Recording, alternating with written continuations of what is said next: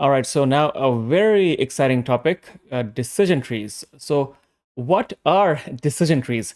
So like I showed this diagram, let me just put this right over here. Okay, so a decision tree is like a flow sheet that shows you exactly how a decision was made. Imagine a nurse following a protocol for chest pain. Let's suppose that a patient is in the hospital or in the ER and the patient starts complaining of chest pain, a very common complaint, right? So the first question is, okay, let's say, for example, and this is probably not going to be an accurate representation of what happens, but um, is the pain severe? If yes, okay, the nurse will check the heart rate.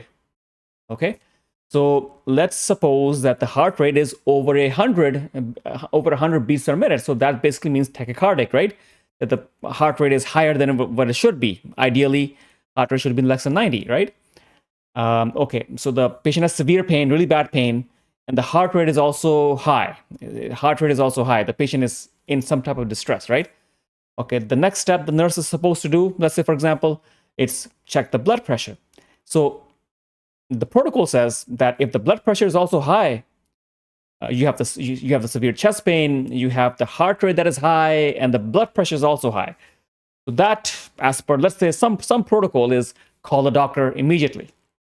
So each step in a decision tree or in a decision-making process leads to the next step, right?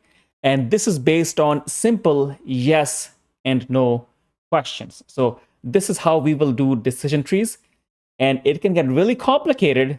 However, this is the simplistic form of a decision tree. Now to recap this, decision trees, right? Let me get the red color. I like the red color.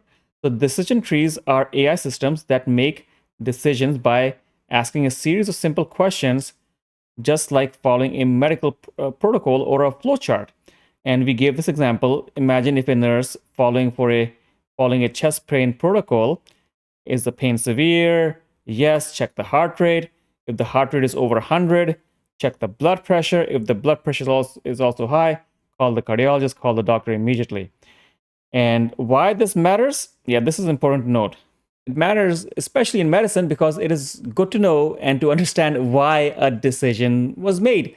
When you're talking to a patient, you're talking to a colleague, that hey, you took this decision, you want this to get done, you want this test to be ordered.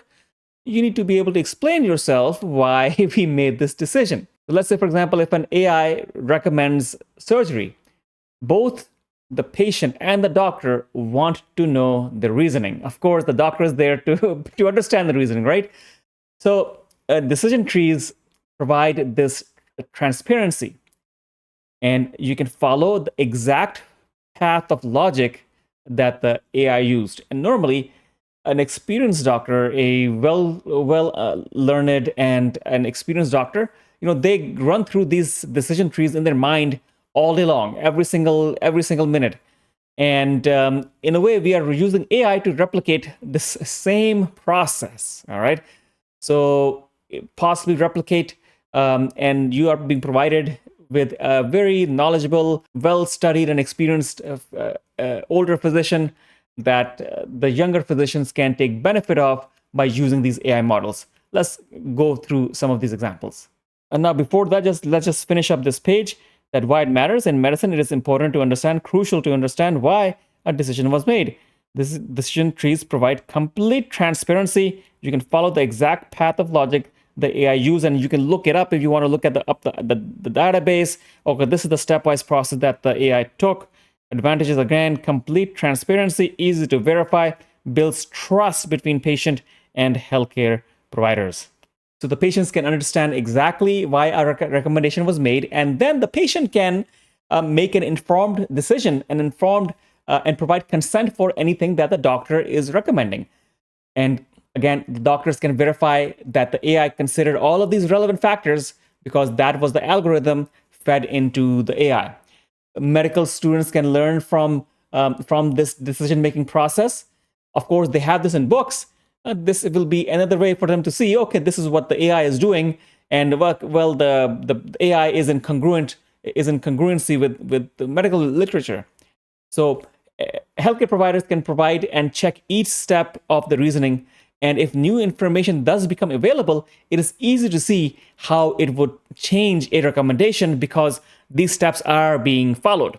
Good thing about decision trees is that regulatory agencies, and let's say the hospital's legal department, they're more happy to have these type of agents, AI agents, operational in a clinical setting because less liability, and you can easily explain these things. So regulatory agencies can more easily approve this type of transparent AI systems. Now, there are limitations, of course. This sounds all good, and this is what we do normally on a day-to-day basis in the ER, anywhere in the medical setting, right?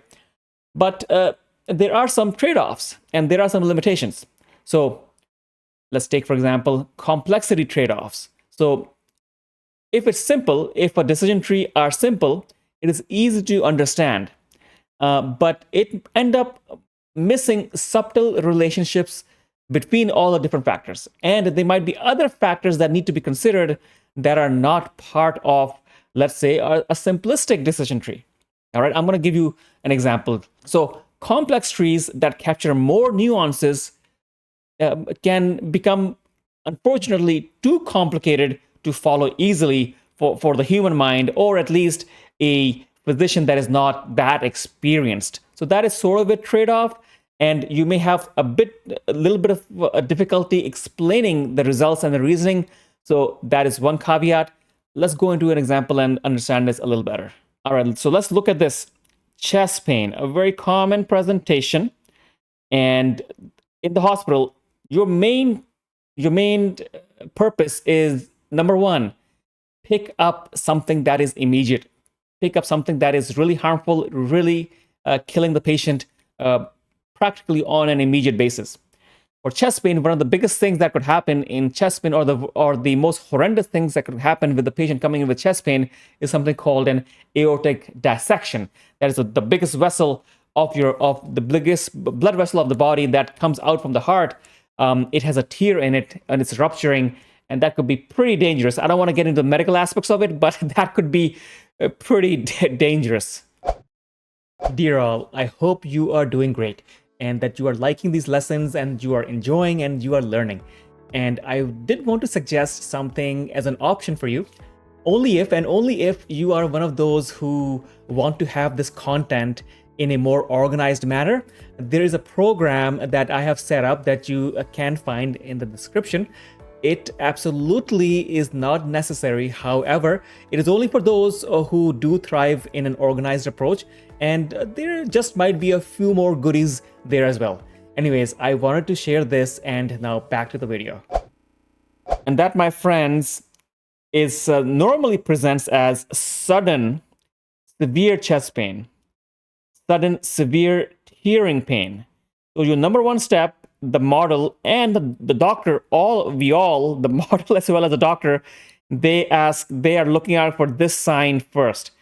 Really sharp, sudden tearing chest pain, a lot of times at the center of the back. All right, center of the back, possibly going down the back. So this, if yes, consider aortic dissection, and that is a big emergency, my friends. Okay, so if a model helps you pick this up, very good.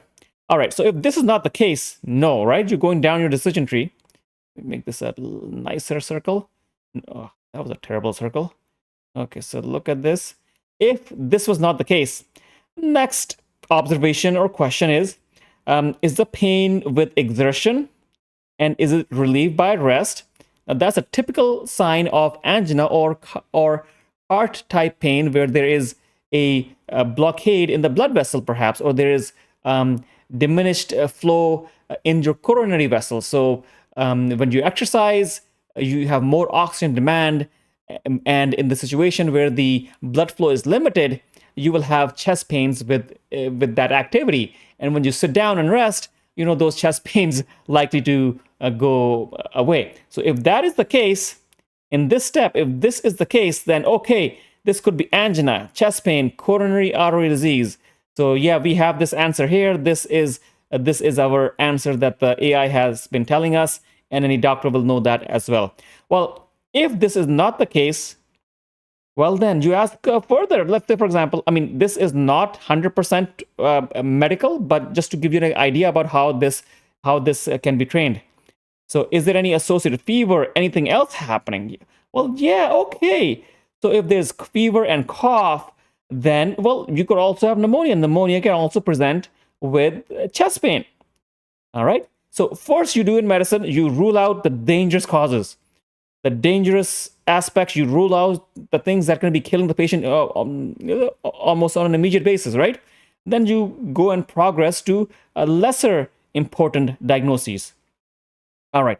So in all of this decision trees, you can also have lab values. You can also have radiology. You can also have EKG coming into the mix. And when you add all of these into a decision tree, it becomes fairly robust. I wouldn't call it complicated. I think this is what the doctor does on their feet within seconds most of the time when you have all the information.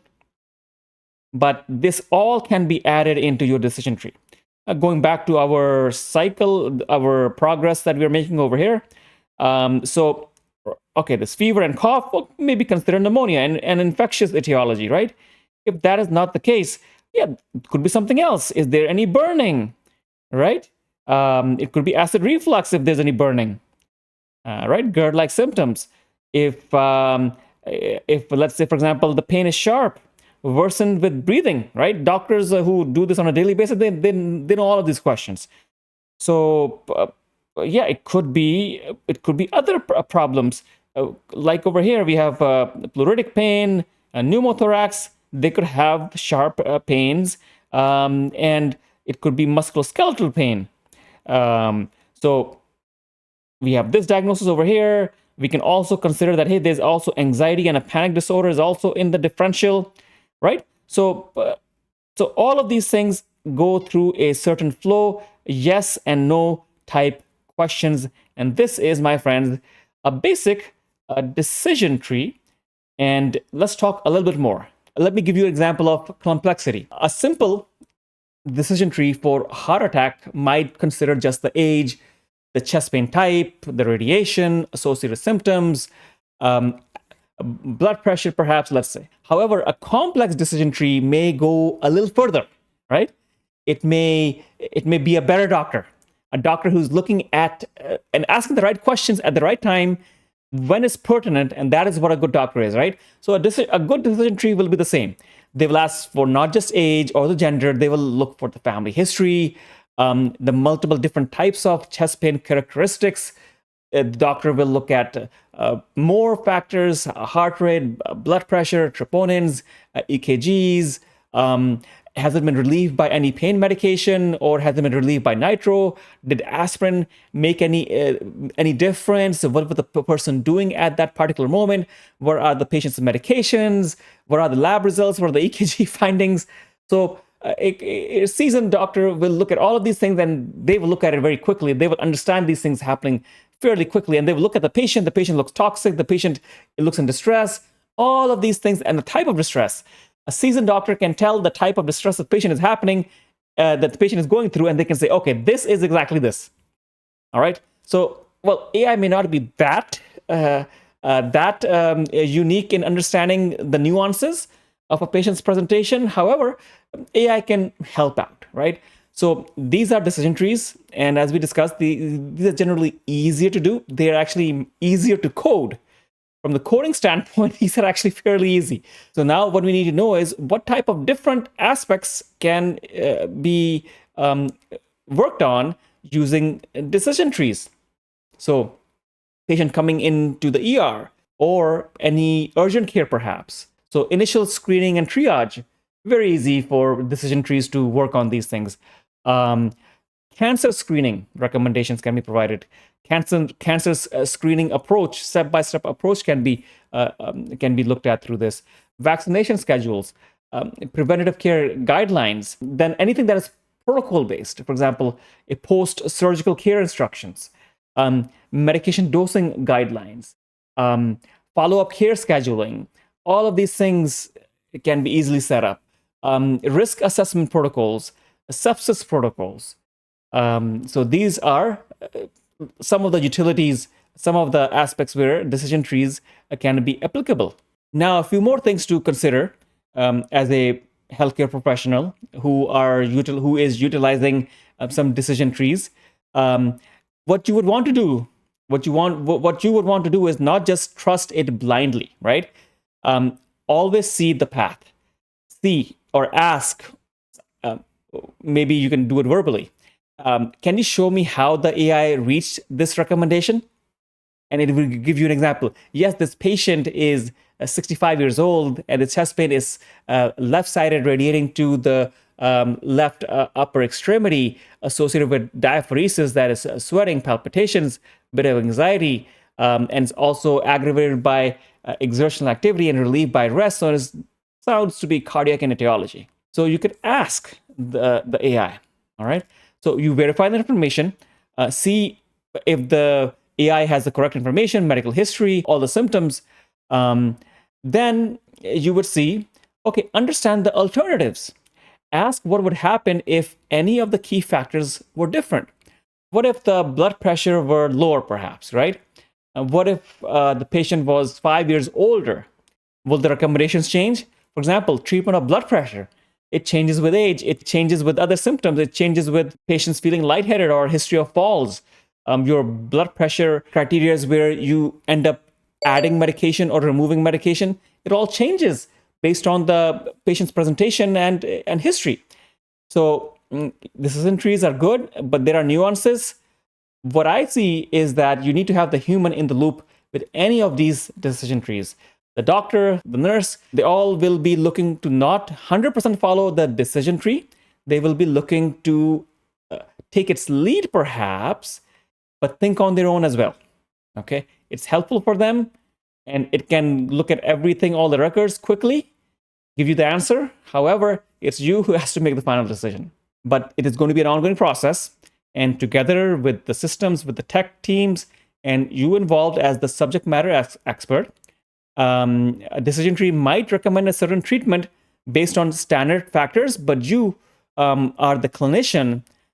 You can modify what recommendation is being provided based on your personal preferences and maybe the family situation, the patient's individual preferences, and other medical conditions and issues that were not incorporated into this tree. So again, very important lecture, because this is going to be used and is being used a lot in your clinical workflows right now. If not, if you haven't experienced this, well, you're going to be seeing this coming in very soon, and it will be integrated so seamlessly that you may not even realize it. But anyways, look out for this.